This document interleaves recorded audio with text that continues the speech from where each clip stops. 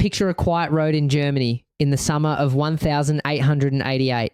A woman rolls a strange three-wheeled machine out of a workshop while everyone is still asleep. She loads in her 2 teenage sons. She has not asked permission. She has not told her husband. And by sundown, she will have driven more than 60 miles and changed the world. Remember her. We are going to come back to her.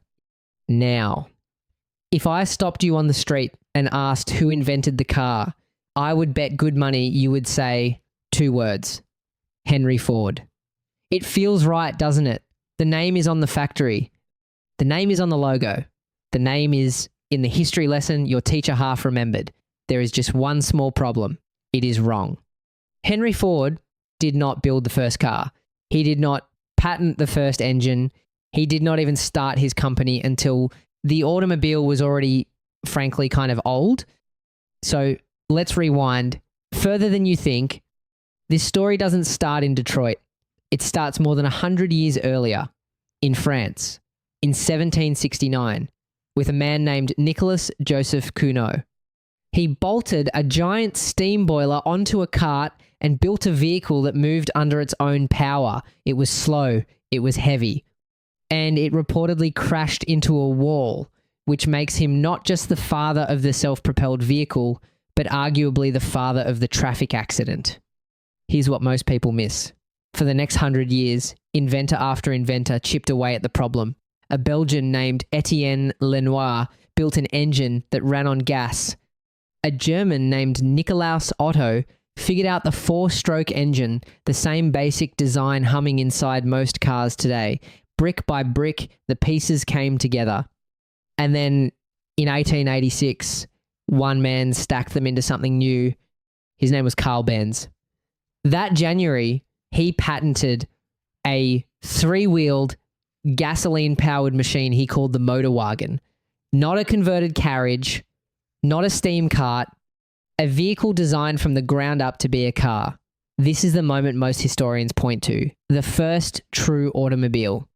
And the year was 1886, 17 years before Henry Ford's company even existed.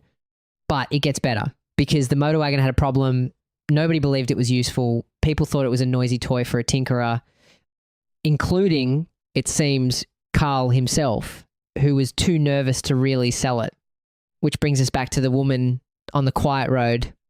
Her name was Bertha Benz, Karl's wife. In 1888, tired of watching her husband doubt himself, she took the Motorwagen without asking and drove it 65 miles to visit her mother. Along the way, she cleaned a clogged fuel line with her hat pin, fixed the ignition with her garter, and stopped to buy fuel at a pharmacy, making that little shop the world's first gas station. She didn't just take a drive. She ran the first ad campaign in automotive history, and she proved the car was real. So if Benz built it, and Bertha sold it, where on earth does Ford fit in? Here's the part nobody tells you. Ford's gift was never invention. It was accessibility. When Henry Ford finally showed up in 1903, the car already existed. It was just hopelessly expensive, a rich man's toy. Ford asked a different question. Not how do I build a car, but how do I build a car that the man building it can actually afford to buy? His answer in 1913 was the moving assembly line. Bring the work to the worker. And even that he borrowed and improved because a man named Ransom Olds had used a version of the idea years earlier, but Ford perfected it. He drove the price of the Model T down again and again until a factory worker could own the very machine he spent all day building. So no, Henry Ford did not invent the car. He did something stranger and, in a way, something bigger.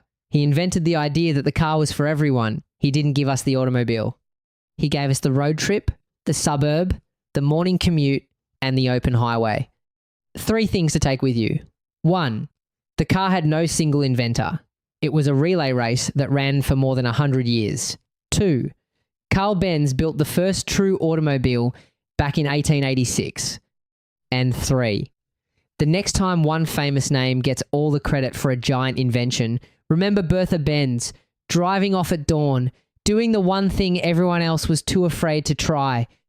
So tell me down in the comments, who else gets all the credit for something they didn't actually invent. I have a feeling, a few